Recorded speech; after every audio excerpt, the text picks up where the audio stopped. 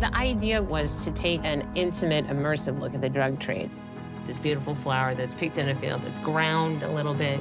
There is a very sophisticated network to get those drugs from Mexico to here. Drug trafficking has evolved. Every time that law enforcement evolves, then you see evolution in the streets. A lot of people in the public tend to think of like cartels, law enforcement, addicts as these sort of monolithic entities. They're just bad. They're just junkies. I can't quit on my own. Addiction is the son of a bitch. When we started doing this, we were like, let's kind of blow that up. La heroína que mandamos para Estados Unidos es la mejor que puede haber. For the first couple months, we just spent a lot of time trying to get a feel for the story. We watched everything we could get our hands on. Most of the coverage tended to follow the same path.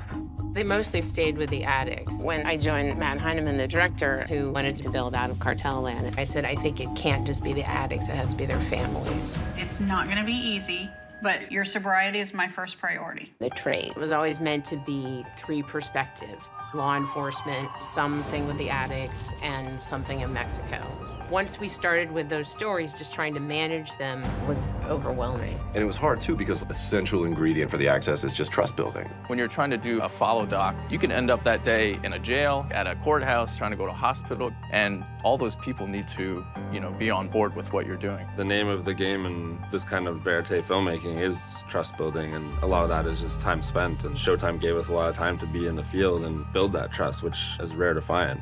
It was a 1.5-year long process, and just tons of footage and boiling it down to those 5 episodes. I think that's an important thing, too, is that people don't understand the role that editors play in vérité filmmaking. That's an incredibly challenging task, to take thousands of hours of material and whittle that down into a comprehensive story. What we show and what we experience is only a fraction of what those families live through. Open up!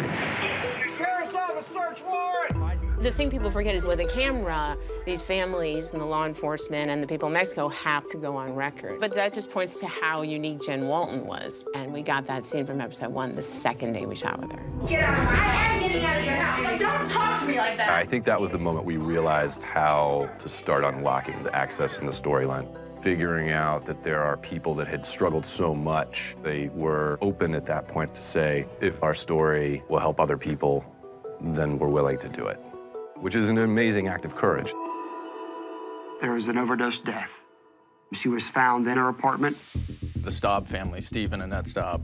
I was following law enforcement and ended up following an investigation into their daughter Ashley's death. It's a single mom raising 3 kids. Yeah. At that point, it felt like this is a story where we're not just going to follow this investigation. It would make the most sense to follow the family here as well.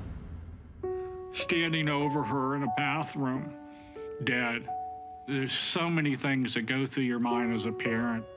Dealing with a family who had just had such heartbreak, you kind of try to put yourself in their situation, and then you also try to realize that you're also there for the right reasons. So just to have sort of that balance of courage to try to bridge that gap and try to get them to come on board, I give them so much credit in wanting to share that story.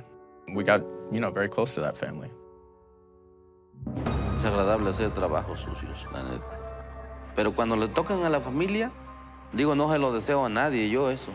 I think a lot of the characters are made up of complex motivations. Don Miguel sees himself as a social leader that became a leader due to being physically attacked. He believes that to protect his people, they have to be able to respond with force if anyone comes into their area. He sees that as an essential part to keeping peace and tranquility. In the case of Don Miguel, he wanted to share that story and show that it's a little bit more complex than just sort of like good guys, bad guys, which, it always is a little more complex than that. What we wanted was to show everybody's humanity. Whether you're working for the cartel or you're an addict or you're a cop, you're not just a headline, you're a person trying to make rational decisions in an irrational world. I don't want to continue living like this. To me, one of the most eloquent things was Jen Walton, who said over and over again, where there's breath, there's hope. Where there's life, there's hope. You have to be detoxed. You can do it. I hope for viewers watching that it's not just this experience of like, oh, this epidemic is so overwhelming. It is. It's at a crisis point, but at an individual level, people can still make different choices.